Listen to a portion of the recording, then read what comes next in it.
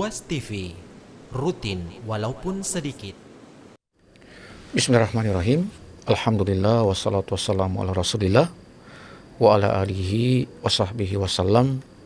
Wa ba'du, rabbi syrah li sadri wa yassir li amri wahlul 'uqdatan min lisani yafqahu qawli. Alhamdulillah, puji syukur untuk selalu kita panjatkan kepada Allah Subhanahu wa taala yang pada hari ini, pada saat ini masih terus mencurahkan kepada kita berbagai karunia-Nya, berbagai nikmat-Nya, yang tentunya semua itu adalah merupakan satu bentuk pemuliaan Allah Subhanahu wa taala kepada hamba-hambanya. Salam dan salawat senantiasa tercurahkan kepada baginda Nabi kita Muhammad sallallahu alaihi wasallam beserta kepada keluarga-keluarga tercinta beliau, kepada para sahabat-sahabat beliau ridwanullahi ta'ala alaihim, dan juga tentunya kepada seluruh umat beliau, pengikut beliau yang setia untuk selalu berada pada setiap petunjuk, setiap tuntunan yang telah beliau ajarkan sampai datangnya hari kiamat. Nah, para pemirsa Ruas TV dimanapun Anda berada, kembali pada kesempatan yang berbahagia ini kita akan membahas segmen sirah tabi'in, sejarah para tokoh-tokoh tabi'in yang tentu merupakan generasi yang termulia setelah generasi para sahabat, sebagaimana yang telah disabdakan oleh Nabi kita Muhammad sallallahu alaihi wasallam dalam satu hadis beliau, di mana beliau mengatakan khairul quruni qarni, sebaik-baik zaman itu adalah zamanku. Di situ adalah para sahabat. Tsummal ladzina yalunahum, kemudian setelah zamanku, setelah zaman para sahabat yaitu para murid sahabat, yaitu para tabi'in. Tsummal ladzina yalunahum, kemudian masa generasi yang ketiga yaitu para murid-murid dari para tabi'in. Nah, inilah tiga generasi yang telah mendapatkan rekomendasi langsung dari Nabi Sallallahu Alaihi Wasallam akan kemuliaan daripada tiga generasi tersebut. Karena generasi ini adalah generasi yang sangat begitu dekat dengan Nabi Sallallahu Alaihi Wasallam. Kalau para sahabat, mereka yang lebih terdekat karena mereka hidup dengan Nabi, mereka hidup di masa wahyu itu turun. Ya, kemudian para tabi'in, walaupun mereka tidak bertemu dengan dengan Nabi sallallahu alaihi wasallam, tapi mereka langsung mengambil ilmu dari murid-murid Rasulullah sallallahu alaihi wasallam. Demikian pula para tokoh-tokoh atba'ut tabi'in yang walau mereka tidak bertemu dengan Nabi, tapi mereka bertemu dengan murid dari para murid Rasulullah, yaitu para sahabat tabi'in. Nah, kita akan mengkaji pada kesempatan yang berbahagia ini tentang satu tokoh atau salah seorang tokoh daripada tokoh tabi'in yang dikenal dengan kewaraannya, dikenal dengan kezuhudannya, dan dikenal dengan ibadahnya. Nah, inilah tokoh yang mudah-mudahan memberikan inspirasi kepada kita semua bagaimana kita bisa menjadi manusia muslim, manusia mukmin yang kita memiliki sifat wara, sifat kehati-hatian, dan bagaimana kita sebagai seorang muslim bisa terinspirasi dengan ketokohan yang ada pada seorang tabi'in yang kita akan ceritakan, yaitu pada hal yang berkaitan dengan kezuhudan. Bagaimana kita bisa menjadi seorang yang zuhud. Ya. Yang ketiga yaitu bagaimana kita bisa menjadi seorang yang ahli ibadah. Ya, dengan melihat, ya, menelaah daripada biografi atau kehidupan daripada tokoh tabi'in yang kita akan angkat pada kesempatan yang berbahagia ini. Nah, siapakah tokoh tabi'in yang kita akan angkat pada hari ini? Dia adalah Masruq bin Ajdah. Nah, Masruq bin Ajdah ini adalah merupakan tokoh ulama yang terkenal dengan tiga sifat tadi yang telah kita sampaikan, yaitu sifat wara, kehati-hatian, sifat zuhud, ya, kemudian sifat ahli ibadah. Baik, nah kita akan memulai terlebih dahulu tentang bagaimana biografi singkat daripada keluarga beliau atau nama daripada beliau. Nah, beliau bernama lengkapnya ya, ini Masruq bin Al-Ajda Al-Hamdani. Ya, berarti dari apa? Dari kabilah Hamdaniyah, ya. Jadi Masruq bin Al-Ajda Al-Hamdani Al-Wadi'i Abu Aisyah Al-Kufi. Nah, ini beliau lahir di Kufah, ya.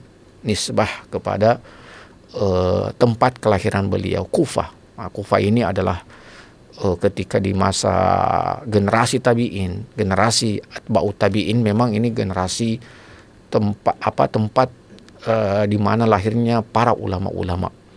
Ya, mercusuar keilmuan di situ. Kufah, Basrah, Mekah, Madinah, ya, Mesir. Nah, ini tempat-tempat yang mereka diibaratkan seperti corong, ya, keilmuan, ya, mercusuar keilmuan. Dari sinilah banyak lahir, ya, para ulama-ulama Islam, ya, para tokoh-tokoh Islam, dan dari sini pula lahirlah karya-karya yang sangat fenomenal, ya, dalam keilmuan Islam, yang sampai hari ini alhamdulillah kita bisa menikmati semua karya-karya fenomenal dalam bidang, ya, dengan segala bidangnya tentunya, dalam ilmu hadis, dalam ilmu tafsir, dalam ilmu Al-Quran, dalam ilmu akidah, ya, bahkan dalam ilmu-ilmu alat, ya, ilmu nahu, saraf, dan sebagainya. Nah, jadi beliau bernama Masruq bin Al-Ajda Al-Hamdani Al-Wadi'i Abu Aisyah Al-Kufi. Nah, sedikit tentang nama Masruq ini, ya, mungkin kita yang pernah belajar bahasa Arab, ya, bahwa sebenarnya dia berasal dari kata bahasa Arab, ya, Masruq, ya, sariqah yasriku. Nah, jadi sariqah yasriku. Nah, di sebagian referensi ditemukan bahwasanya mengapa dia dinamakan dengan Masruq, ya, karena ada referensi mengatakan bahwa dulu ketika dia masih kecil, ya, di masa kecil beliau sempat diculik, ya, beliau sempat diculik atau sempat dicuri. Lalu kemudian dalam beberapa waktu setelahnya itu beliau ditemukan.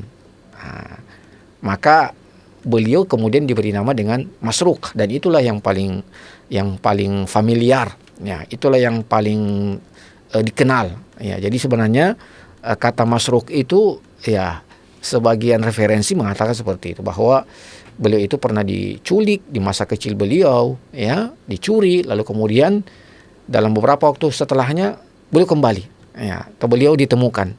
Makanya dinamakan dengan Masruq, artinya yang dicuri. Jadi itulah, ya, yang kemudian terkenal pada nama beliau, ya, Masruq bin Ajdah. Lalu kemudian disebutkan bahwa kelahiran beliau itu ada pendapat, ya, mengatakan bahwa beliau lahir tahun 1 Hijriah. Artinya ketika hijrahnya Nabi. Walaupun memang beliau tinggalnya bukan di Mekah atau di Madinah, ya, tapi di Kufah.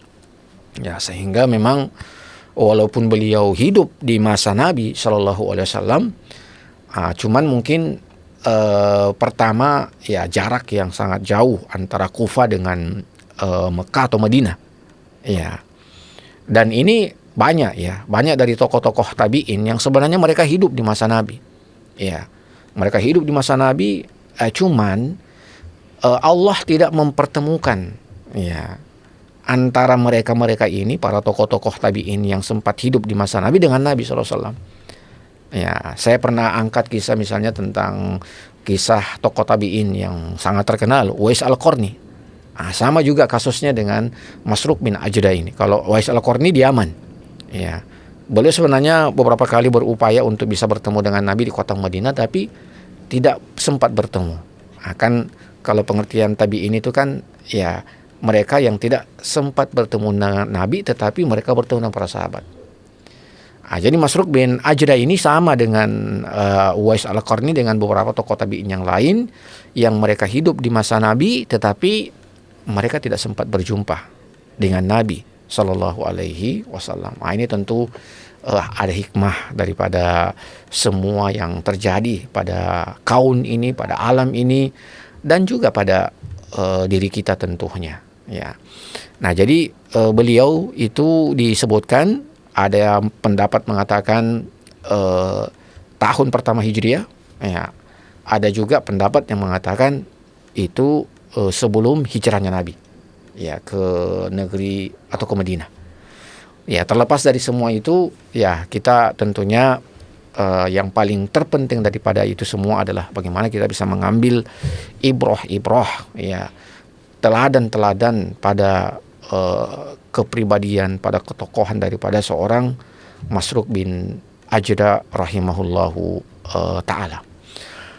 Kemudian disebutkan juga ya bahwasanya Masruq bin Ajda ini adalah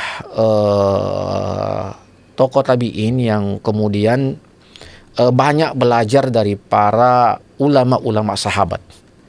Ya, jadi sahabat itu ada juga ulama-ulamanya, ya, karena para sahabat tidak semua selevel, ya. Ada sahabat yang badui, ya, ada sahabat yang senior, junior, dan juga ada ulama-ulamanya para sahabat atau muftinya para sahabat, ya.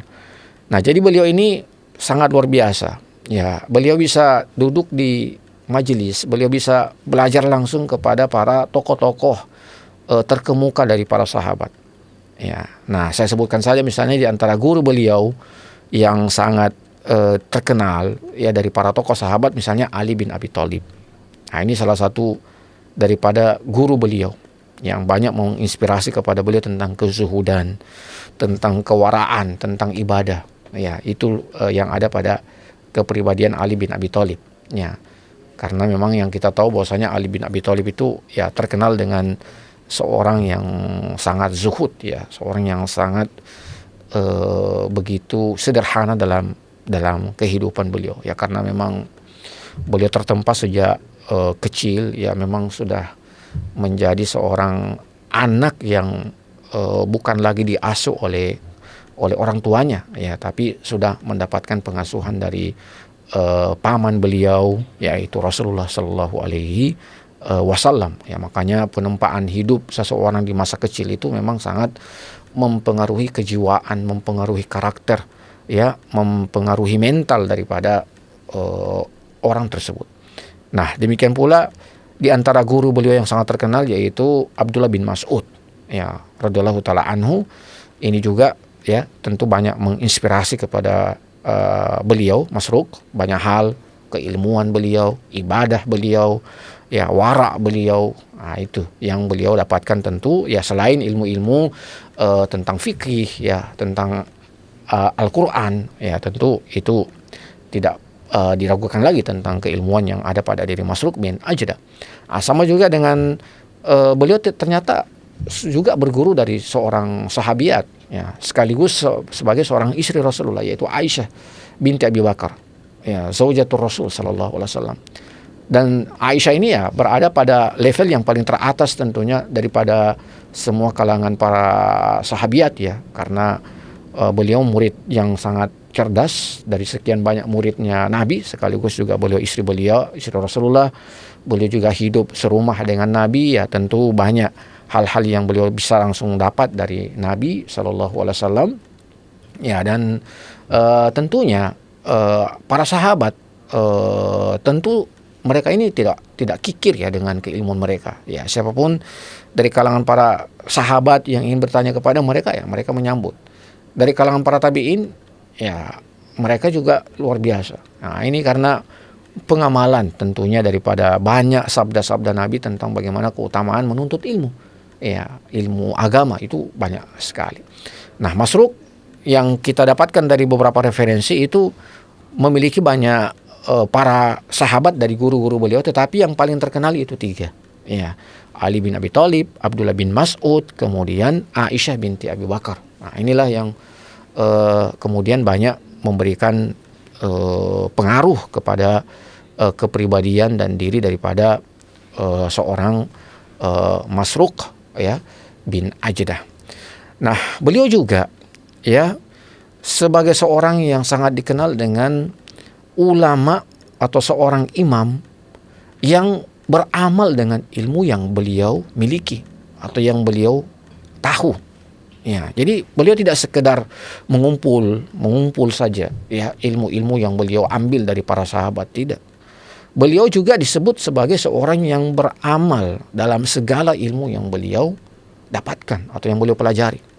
Ya, nah inilah samaratul ilm. Jadi buah daripada ilmu itu ya amalannya. Ya, buah atau ada juga mengatakan zakatul ilm ad-da'wah, zakatul ilm at-ta'lim. Nah itu ya, bahwasanya zakat daripada ilmu agama seseorang itu adalah mengajarkannya, memberikannya ya kepada orang lain. Nah inilah yang ada pada diri Masruq bin Ajdah. Ya, beliau orang yang tidak sekedar berilmu saja. Ya, kalau kita mau anggap orang itu mulia karena dengan ilmunya ya maka banyak. Ya, itu banyak orang berilmu. Ya, bahkan keilmuan mereka sungguh luar biasa. Tetapi bagaimana dengan amalan daripada ilmu itu? Ya, banyak orang berilmu. Ya, bahkan Allah Subhanahu wa taala menggambarkan orang-orang Yahudi itu kan al-maghdubi alaihim. Kenapa ya? Mereka itu paham tentang siapa itu Al-Quran, ya paham siapa itu Nabi, paham apa itu Al-Quran, paham bahwa Muhammad itu adalah Nabi. Mereka paham, mereka tahu, karena mereka adalah orang-orang yang Allah berikan kecerdasan, Allah berikan kepada mereka keutamaan yang begitu banyak. Para Nabi kan hampir seluruhnya dari kalangan Bani Israel. Ya, tetapi apakah mereka mengamalkan? Ya, itu yang jadi pertanyaan. Nah, beda dengan Masruq ini. Ya, kalau Masruq ini dia berilmu dan dia beramal dengan ilmu tersebut. Ya, kalau kita bisa bilang ya apalah gunanya kita berilmu tapi kita tidak mengamalkan ilmu tersebut. Nah, jadi beliau dikenal sebagai seorang yang alim, punya ilmu pengetahuan agama yang begitu sangat luar biasa, tetapi beliau juga adalah seorang yang mengamalkan ya ilmu yang telah beliau dapatkan tersebut. Nah, para pemirsa Ruas TV yang dimuliakan oleh Allah Subhanahu wa taala. Kita akan tadi menyebutkan tentang bahwa beliau itu punya 3 sifat yang sangat terkenal ya, sifat wara, kemudian sifat zuhud dan juga sifat ibadah. Nah, coba kita melihat di sini ada beberapa referensi dari perkataan para ulama tentang wara beliau. Ya, artinya kehati-hatian beliau. Saya coba menyebutkan beberapa saja. Yang pertama misalnya yang disebutkan oleh seorang ulama yang bernama Malik bin Mighwal. Ya, Malik bin Mighwal. Beliau mengatakan tentang wara, ya, tentang kehati-hatian yang ada pada diri seorang Masruq bin Ajdah. Beliau mengatakan bahwa Abu As-Saffar tidak hanya sekali mengatakan seorang wanita Hamdaniyah tidak pernah melahirkan orang seperti Masruq. Ya, jadi Masya Allah ya, bahwasanya beliau ini sampai seorang ulama yang bernama Abu As-Saffar itu mengatakan bahwasanya seorang wanita Hamdaniyah tidak pernah melahirkan orang seperti Masruq. Ya, tentang kewaraan beliau, tentang kehati-hatian beliau, tentang keilmuan beliau. Ya, jadi ini seolah bahwa Masruq bin Ajdah ini memang orang yang luar biasa. Ya, sampai perkataan seperti itu keluar. Bahwasanya tidak ada wanita Hamdaniyah dari kabilah Hamdaniyah yang pernah melahirkan orang seperti Masruq bin Ajdah ini.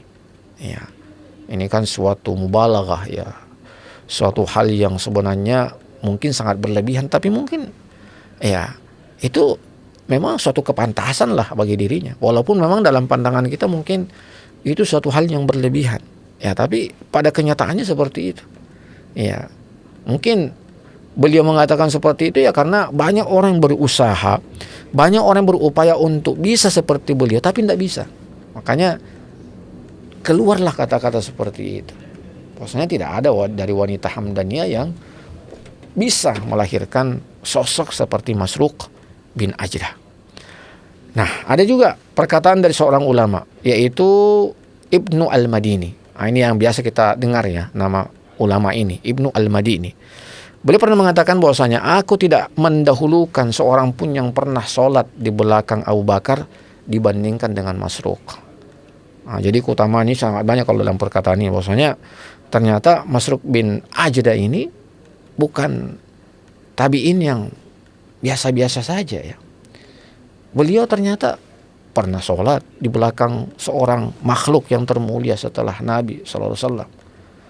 Ya, khalifah yang pertama sepeninggal Nabi yaitu Abu Bakar As-Siddiq. Ya, yang tentu ya beliau yang paling pertama beriman kepada risalah yang dibawa oleh Nabi sallallahu alaihi wasallam. Ya, jadi Ibnu Al-Madini mengatakan bahwasanya aku tidak mendahulukan seorang pun yang pernah sholat di belakang Abu Bakar dibandingkan dengan Masruq. Nah, itu banyak sekali orang yang pernah sholat di belakangnya Abu Bakar As-Siddiq. Bukan cuma dari kalangan tabi'in, ada juga dari kalangan para sahabat. Tapi ya beliau mengatakan sampai seperti itu. Maksudnya aku tidak pernah ya mendahulukan seorang pun yang pernah sholat di belakang Abu Bakar As-Siddiq dibandingkan dengan Masruq. Ya. Nah, karena kalau kita lihat tipe daripada kedua ini, baik itu Abu Bakar ataukah Masruq ini memang Masya Allah. Kalau Abu Bakar kan dikenal dengan orang yang sangat begitu punya sifat wara yang sungguh luar biasa. Ya, dan itu akhirnya menular kepada Masruq bin Ajdah. Ya, dan memang para sahabat seperti itu yang mereka walaupun tidak mengajarkan ilmu atau tidak menyampaikan ilmu, tetapi dari sifat mereka, dari akhlak mereka, dari perangai mereka, dari tingkah laku mereka, dari perilaku mereka itu sudah begitu banyak ilmu di dalamnya. Iya. Makanya saya pernah baca ya bahwasanya dari murid-murid Imam Ahmad bin Hambal itu yang sekian ribu ya, ada mengatakan sampai 5.000. Kalau satu kali majelis beliau itu 5.000 orang murid-murid beliau itu. Itu bukan jumlah yang kecil ya, 5.000. Ya, cuma diceritakan bahwasanya dari 5.000 yang datang di majelis Imam Ahmad itu cuma segelintir saja yang menulis, mencatat, yang betul-betul akan menjadi ulama yang menukil langsung dari Imam Ahmad. Disebutkan itu cuma sekitar 500-an orang yang mencatat itu apa yang disampaikan oleh Imam Ahmad. Tetapi yang 4.500 ini mereka datang bukan untuk itu. Mereka datang untuk apa? Melihat akhlak yang ada pada diri Imam Ahmad. Melihat bagaimana Imam Ahmad berbicara, bagaimana melihat, memandang, bagaimana menyapa. Dia aja yang mereka datang ingin lihat. Untuk apa? Untuk mereka aplikasikan nanti dalam kehidupan mereka. Untuk mereka ambil sebagai ilmu ya pribadi mereka. Nah, ini luar biasa. Nah, jadi Ibnu Al-Madini mengatakan seperti itu. Sementara juga disebutkan oleh dalam referensi yang lain disebutkan bahwasanya Amir Asy-Sya'bi pernah mengatakan, aku tidak mengetahui ada seorang pun yang lebih giat dalam menuntut ilmu di suatu penjuru daripada Masruq. Ini kegigihan beliau dalam menuntut ilmu, luar biasa. Ya, bahkan Ibn Amir Asy-Sya'bi ini mengatakan seperti itu. Aku tidak pernah mengetahui ada seorang pun yang lebih giat, yang lebih rajin, yang lebih aktif dalam menuntut ilmu dimanapun, di penjuru manapun, yang bisa mengalahkan kegigihan, keaktifan, keseriusan daripada seorang Masruq bin Ajdah. Ya memang sih dalam menuntut ilmu kan kita harus serius, harus gigih. Ya, karena menuntut ilmu itu tidak akan bisa kita dapat dengan bersantai-santai. Ya, dengan berfoya-foya saja. Ya. Tidak, ilmu agama itu Allah turunkan itu dari apa ya? Dari apa? Dari 7 langit yang paling tertinggi. Iya, Allah turunkan. Ya, dari Baitul Ma'mur, Sidratul Muntaha, kemudian langit 7, 6, 5, 4, 3, 2, 1. Lalu turun kepada Nabi sallallahu alaihi wasallam. Jadi Bahkan ya kalau kita baca tentang bagaimana wahyu itu turun kepada Nabi kan bermacam-macam. Ada yang paling terberat itu, ya seperti suara lonceng yang bergemuruh dengan begitu keras, ya suara gemerincing lonceng yang begitu keras. Itu kan yang paling terberat ya. Kan sampai Aisyah sendiri pernah mengatakan, salah seorang ya tidak dari maulah beliau yaitu Zaid bin Haritsah pernah mengatakan, Nabi itu pernah ya menempelkan paha beliau di paha Zaid bin Haritsah, dan ketika itu wahyu turun ya seperti itu tadi ya, itu begitu berat beban yang dirasakan oleh Zaid bin Haritsah. Bahkan pernah unta beliau itu sampai duduk diakibatkan beratnya beban yang beliau pikul ya, karena ketika itu Nabi sedang menerima wahyu. Ya, jadi wahyu yang diturunkan kepada Nabi itu bukan biasa-biasa ya. Ilmu itu bukan hal yang mudah. Ya, ilmu itu diraih dengan apa? Dengan keringat, dengan darah, dengan para syuhada ya, yang telah mempertahankan Islam. Nah, jadi Amir Asy-Sya'bi pernah mengatakan seperti itu. Hanya aku tidak mengetahui ada seorang pun yang lebih giat dalam menuntut ilmu di suatu penjuru daripada Masruq. Ya, makanya ya orang yang menanam pasti akan memetik. Ya, orang yang menanam pasti akan memetik. Nah, sama juga seperti Masruq bin Ajdah. Ya, dari usaha yang luar biasa, kegigihan yang luar biasa, tapi kan pada akhirnya beliau tinggal memetik ya segala keringat, segala usaha yang pernah beliau lakukan dalam menempuh ya menuntut ilmu agama itu. Nah, ini tentu harus bisa menginspirasi kita para generasi di zaman sekarang ini ya, apalagi ilmu yang semakin langka dengan banyaknya wafat para ulama ya, maka kita harus menjaga Islam ini kemurniannya tentunya dengan keseriusan kita dalam menuntut ilmu agama. Nah, demikian pula Abu Nuaim pernah mengatakan, di antara mereka ada yang alim mengenai Robnya, larut dalam kecintaan kepadanya, selalu mengingat dosanya, dikenal dalam keilmuan, dipercaya menjaga amanat dan rindu untuk beribadah kepada Allah. Dialah Abu Aisyah yang bernama Masruq. Masya Allah. Ini rekomendasi yang begitu luar biasa. Bahwasanya ternyata yang paling alim mengenai Robnya, yang paling paham tentang Allah. Ya, Allah itu kan ya harus kita paham tentang sifat-sifat Allah, nama-nama Allah, ya ubudiyah kita kepada Allah, hak Allah kepada kita itu. Nah, Masruq bin Ajdah inilah orang yang paling sangat mengenal tentang Allah Subhanahu wa Ta'ala. Ya, bagaimana kita mengenal tentang Allah? Apakah dengan melihatnya? Tentu tidak bisa. Manusia dimanapun di bumi ini tidak akan pernah bisa melihat wajah Allah Subhanahu wa Ta'ala. Hatta Rasulullah, sampai Nabi saja tidak pernah melihat wajah Allah Subhanahu wa Ta'ala di dunia.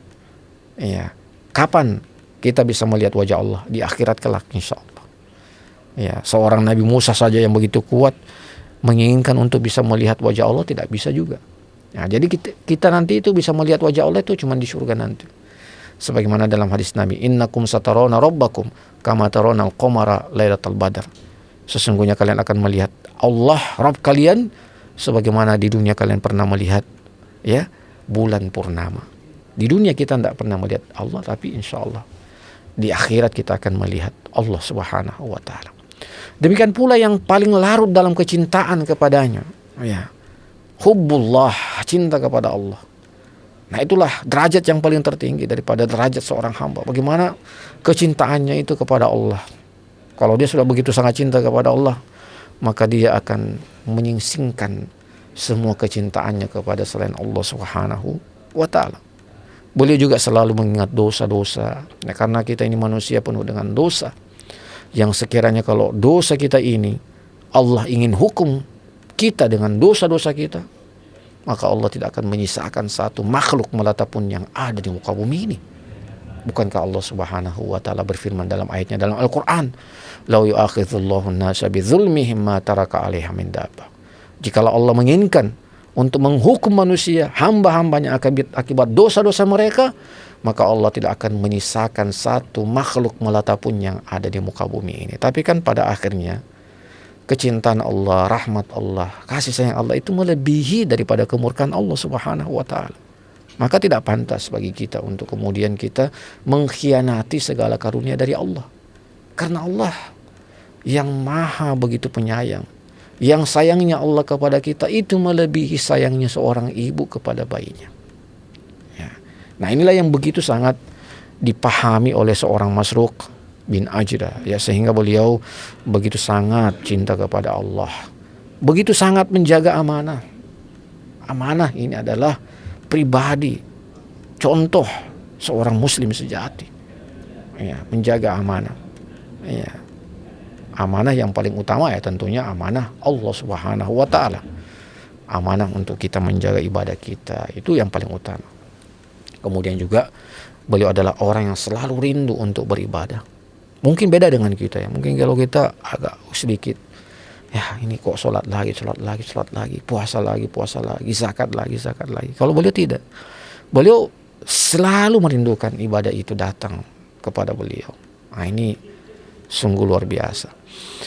Nah, beliau juga disebutkan tentang ibadah beliau, ya. Disebutkan dari Anas bin Sirin menuturkan bahwa istri Masruq pernah mengatakan, Masruq pernah sholat hingga kedua telapak kakinya bengkak. Terkadang aku duduk di belakangnya sambil menangis karena melihat apa yang diperbuatnya terhadap dirinya. Itu seperti itu. Ini yang menceritakannya sendiri adalah istri beliau. Ya, jadi bagaimana beliau itu kalau sudah beribadah itu tidak terasa itu sakit, ya, tidak terasa itu capek, lelah. Kenapa? Karena ya begitu menikmati ibadah itu. Ya, ini yang kita mungkin kurang, lemah kita hari ini. Karena kita masuk dalam ibadah tapi kita tidak menikmatinya. Ya, imam cuman baca surah yang pendek kita merasa panjang. Ya, nah ini mungkin karena kita belum menikmati, belum merasakan bagaimana lezatnya ibadah itu. Nah, beda mungkin dengan Masruq bin Ajdah, ya. Beliau sudah sampai pada level bagaimana merasakan lazatu al-ibadah itu, kelezatan daripada ibadah itu.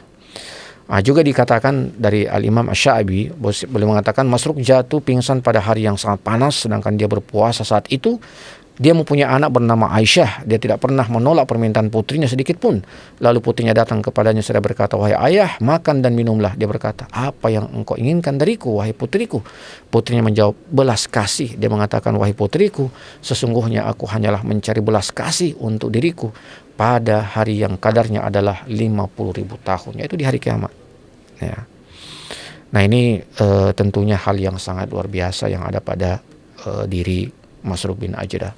Kemudian yang paling terakhir tentang pendirian Masruq bin Ajdah pada peristiwa fitnah, ya, tentang Ali dan Muawiyah. Beliau sangat menjaga diri, tidak ingin terjerumus, tidak ingin terjebak, ya, pada fitnah antara kubu Muawiyah dengan kubu Ali yang mengorbankan banyak para sahabat. Ya, sampai pernah Asy-Sya'bi, ini yang paling terakhir yang bisa kita katakan, bahwasanya Asy-Sya'bi pernah mengatakan, jika dikatakan kepada Masruq, engkau berlambat dari Ali dan dari peperangan yang dilakukannya, ya kan, ketika itu Ali sebagai khalifah yang diakui, ya, tapi kok Masruq ini tidak begitu merespon, ya, Ali, ya. Maka dikatakan, maka dia mendesak pembicaraan mereka dengan mengatakan, ya, jadi Masruq seolah memalingkan itu pembicaraan, ya, mengenai fitnah yang terjadi antara Ali dengan Muawiyah. Maka Masruq mengatakan, aku ingatkan kalian kepada Allah. Tahukah kalian ketika sebagian dari kalian berbaris untuk menghadapi sebagian yang lain, dan sebagian dari kalian mengambil senjata untuk sebagian yang lain, lalu sebagian dari kalian membunuh sebagian yang lain, maka pintu langit dibuka sementara kalian melihat kemudian seorang malaikat turun darinya, hingga ketika dia telah berada di antara dua warisan, malaikat itu mengatakan, wahai orang-orang yang beriman, janganlah kamu saling memakan harta sesamamu dengan jalan yang batil, kecuali dengan jalan perniagaan yang berlaku dengan suka sama suka di antara kamu, dan janganlah kamu membunuh dirimu, sesungguhnya Allah adalah Maha Penyayang kepadamu. Jadi sebenarnya beliau bukan berarti tidak berpihak, ya, kepada Ali bin Abi Thalib, cuman beliau tidak ingin melarutkan permusuhan itu sampai menimbulkan jatuhnya korban yang begitu banyak, dan pada akhirnya kan korban begitu banyak dari kalangan para sahabat, baik itu dari kalangan kubu Ali ataukah kubu Muawiyah. Nah, para pemirsa Ruas TV dimanapun Anda berada, begitu banyak sebenarnya kisah tentang bagaimana pendirian beliau dalam menghadapi fitnah, apalagi fitnah yang memperhadapkan dua sahabat yang sangat mulia, yaitu Ali bin Abi Thalib dengan Muawiyah bin Abi Sufyan. Memang tidak mudah. Nah, tapi alhamdulillah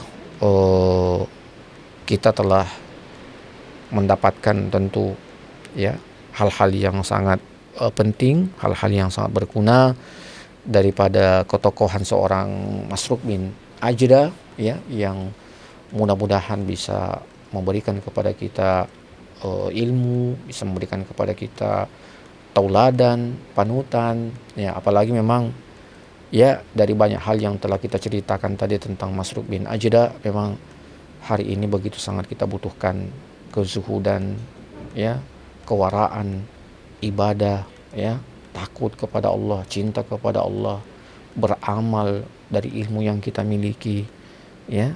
Nah, saya kira itu semua adalah hal-hal yang sangat kita butuhkan di hari-hari ini, di saat-saat yang penuh dengan ujian dan tantangan. Kemudian yang paling terakhir sebagai penutup, bahwasanya disebutkan Masruq bin Ajda itu wafat pada tahun 63 Hijriah, atau juga mengatakan yang lain tahun 62 Hijriah. Artinya usia beliau adalah usia seperti usianya Rasulullah ya, 63 tahun ya, rahimahullahu taala. Nah, saya kira ini yang bisa kami sampaikan. Mohon maaf apabila ada hal-hal yang kurang berkenan. Terima kasih kepada seluruh pemirsa Ruas TV dimanapun Anda berada, dan terkhusus kepada para kru Ruas TV yang telah mendampingi, menemani kami di studio ini sehingga acara ini bisa terlaksana dengan baik, lancar dan damai. Barakallahu fikum wa jazakumullahu khairal jaza. Wassallallahu ala nabiyina Muhammadin wa ala alihi wa sahbihi wasallam. Walhamdulillahirabbil alamin. Wassalamualaikum warahmatullahi wabarakatuh.